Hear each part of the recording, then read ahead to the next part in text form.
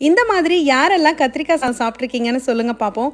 எங்கள் வீட்டில் அம்மா கத்திரிக்காய் வறுவல் செஞ்சால் கடாய் சோறு நிச்சயம். ஒரே ஒரு கைப்பிடி சோறு போட்டு ஆளுக்கு ஒரு கை தான் கொடுப்பாங்க. அதுக்கே நானும் அண்ணாவும் அடிச்சுப்போம். ஸோ நிறைய செஞ்சு இந்த மாதிரி சாப்பாடை பெரட்டி கொடுத்துருக்காங்க. ஸோ நான் 4-5 நாள் வெளியில் சாப்பிட்டதுனால வீட்டுக்கு வந்ததும் இதை செஞ்சு சாப்பிட்டோம். அவ்வளோ திருப்தியாக இருந்தது.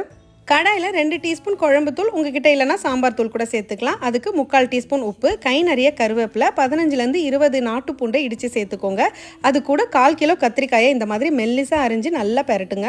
இப்போ இதுக்கு மேலேயே ஒரு கரண்டி எண்ணெய் ஊற்றிட்டு ஸ்டவ் ஆன் பண்ணிடுங்க. அடுப்பு ஆன் பண்ண 5 நிமிஷத்தில் வீடே மணக்கிற அளவுக்கு கத்திரிக்காய் வறுவல் ரெடி ஆகிடும். கத்திரிக்காய் என்னமோ 5 நிமிஷத்தில் வெந்துடும். ஆனால் நல்லா ஃப்ரை பண்ணும்போது டேஸ்ட் இன்னும் நல்லாயிருக்கும்.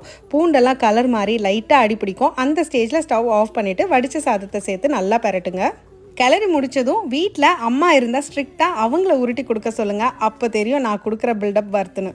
எப்படி அம்மா பக்கத்தில் இல்லைன்னா ரொம்பலாம் ஃபீல் பண்ணாதீங்க. என்ன மாதிரி நீங்களும் உருட்டி சாப்பிடுங்க. ரொம்ப நல்லாயிருக்கும்.